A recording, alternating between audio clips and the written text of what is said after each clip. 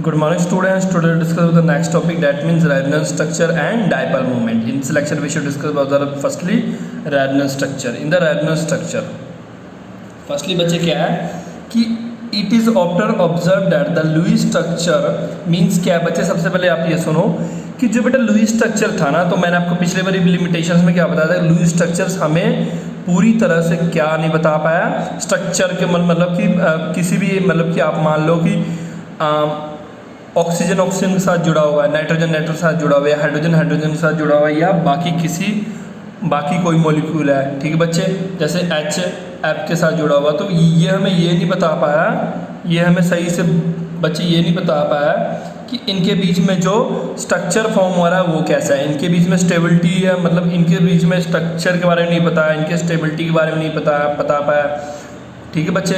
इनमें कितने bonding electron present है, बॉन्डिंग इलेक्ट्रॉन का मतलब कितने बॉन्ड बनाने वाले इलेक्ट्रॉन प्रेजेंट, कितने non bonding electron present, non bonding मतलब कितने लोन पेयर प्रेजेंट है, ये सब हमें सही से नहीं बता पाया। तो रेजोनेंस स्ट्रक्चर का क्या मतलब होता है, देखो बेटा, The concept of resonance was introduced to deal with the type of difficulty experienced in the deflection of accurate structure of molecule।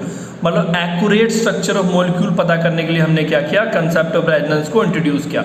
According to this concept of resonance, whenever a single Lewis structure cannot describe the molecule accurately, जब Lewis dot structure molecule को describe ना कर पाए, a number of structure with the similar energy, resonance में क्या होता है बच्चे कि एक ही मान लो कि O3 है, ठीक बच्चे, O3 को क्या करते हैं हम, एक 1 2 या 3 टाइप से उनके स्ट्रक्चर बनाते हैं, सेम सब में बेटा इलेक्ट्रॉन सेम होता है, ठीक बच्चे। अब मैं आपको समझाता हूँ मैं क्या बोलना चाहता हूँ। मान लो बच्चे ये स्टार्टिंग वाला है, यहाँ ये मान लो फर्स्ट है, ये सेकंड है, ये थर्ड है। अब ध्यान से देखो बच्चे, फर्स्ट में 6 इलेक्ट्रॉन है, इसमें 2 है, इसमें कितना बच्चे, इसमें फर्स्ट में 6 है, सेकंड में 2 है, थर्ड में 4 है, ठीक है बच्चे।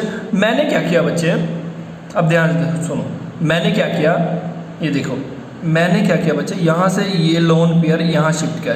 आप सोचो, ध्यान देखो, जब मैं बेटा यहाँ से यहाँ लोन पेयर शिफ्ट करूँगा तो देखो क्या होगा, यहाँ से यहाँ लोन पेयर शिफ्ट तो क्या होगा, जैसे अब देखो बच्चे, आपको एक चीज़ पता है ना, आपको बेटा ये चीज़ हमेशा ही पता होगा, ऑक्सीजन 2 बॉन्ड बना सकता है बेटा, ये कुछ चीज़ें हैं हौली हौली आपको क्लियर हो जाएगा। ऑक्सीजन हमेशा ही 2 बॉन्ड बना सकता है, या तो ये 2 बॉन्ड इस तरह बना ले या सिंगल करके बना ले, ठीक है बच्चे।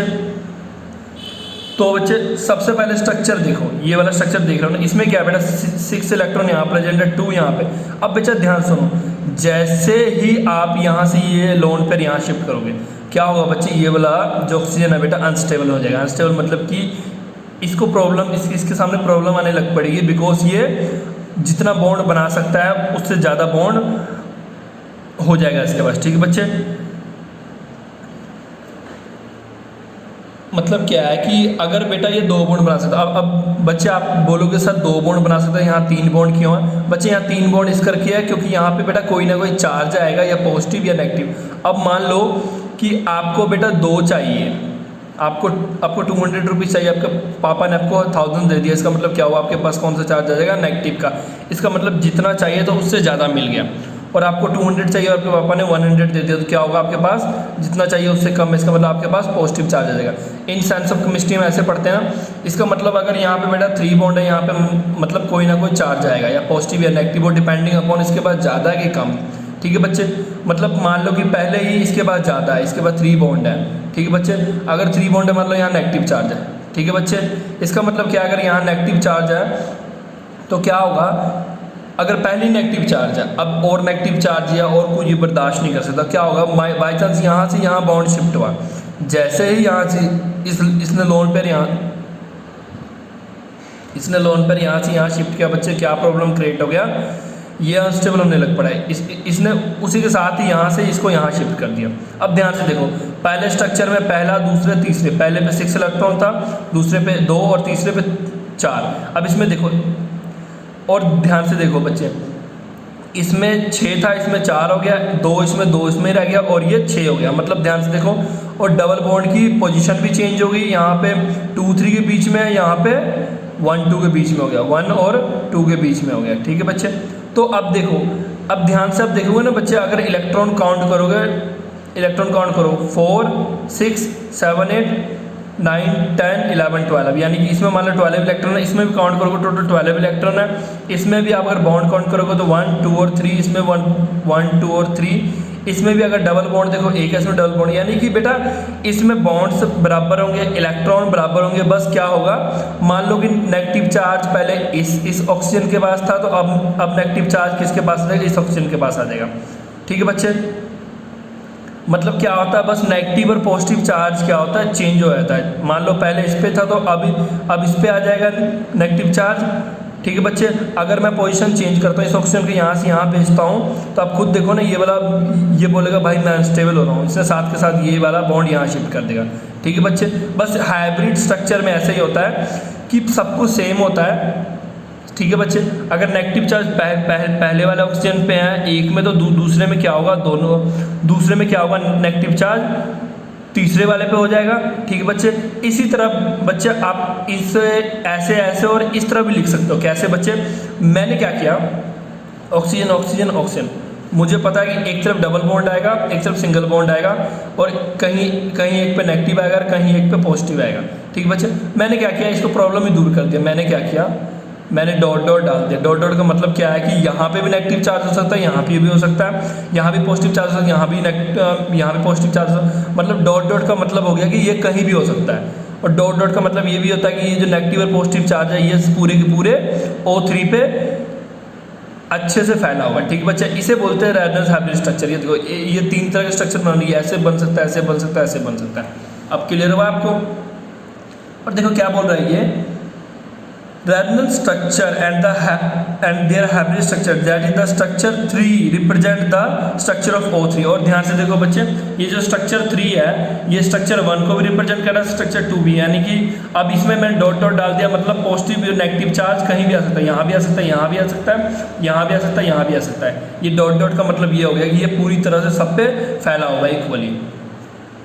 Okay, this is called resonance hybrid structure. ठीक है बच्चे, और याद रखना एक क्वेश्चन ये आपको आ सकता है कि जितना ज़्यादा रेजोनेंस स्ट्रक्चर होगा किसी भी एलिमेंट का, उतना ही ज़्यादा क्या होगा, वो स्टेबल होगा। More is the resonance structure more is the stability, मतलब जितना ज़्यादा रेजोनेंस स्ट्रक्चर जो बनाएगा वो उतना ज़्यादा स्टेबल होगा। O3 अगर 3 बना रहा है, मान लो O3 कितना बना रहा है, 3 बना रहा है, एक और मैं ले लेता हूँ वो 2 बना रहा है, मतलब O3 ज़्यादा स्टेबल होगा जो, क्योंकि O3 3 बना रहा है, दूसरा वाला कितना बना रहा है, 2 बना रहा है। ठीक है बच्चे, नेक्स्ट है बच्चे हमारा, ये आपने खुद पे ट्राई करना है, ये दोनों एग्जांपल्स। नेक्स्ट है बच्चे पोलैरिटी बॉन्ड।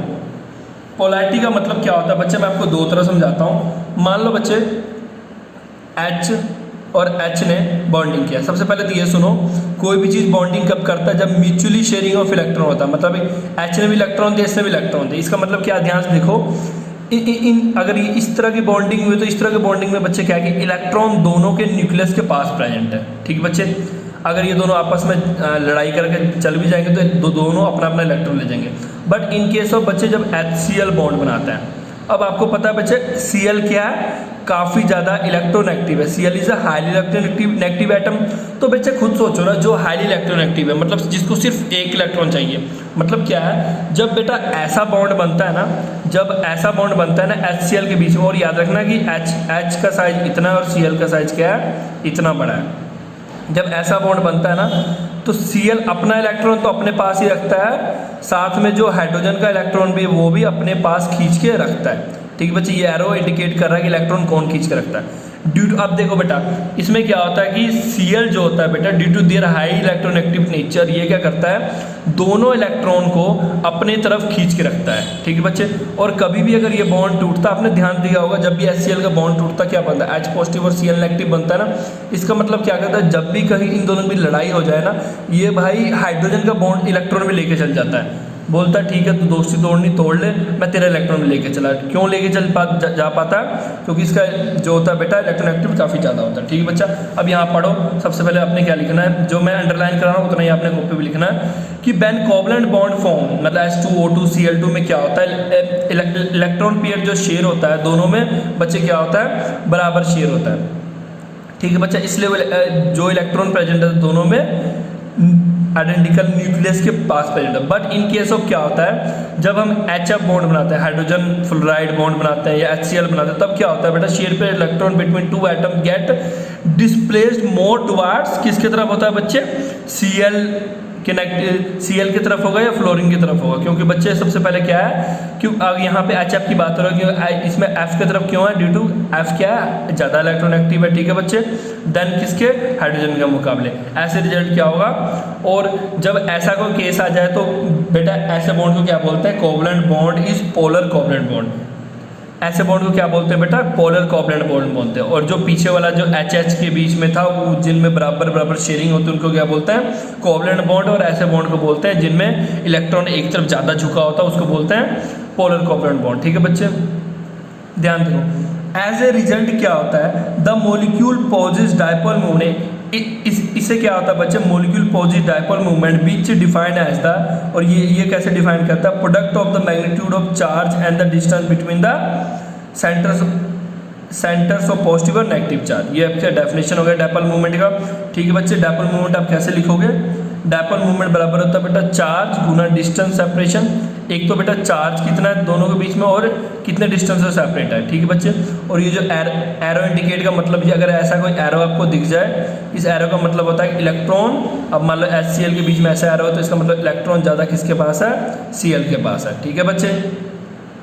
आई थिंक आपको क्लियर होगा। जैसे बच्चे एग्जांपल के लिए आप ऐसे लिख दोगे Bf2, अब ये Bf2 में क्या Bf है इधर है। अब ध्यान से देखना, ये जो बेटा B के इलेक्ट्रॉन जितने भी है ना, उसको किसने खींच के रखा है, F ने अपने तरफ इसके दोनों के इलेक्ट्रॉन खींच के रखा है, क्योंकि F क्या है, हाई इलेक्ट्रॉन एक्टिव है।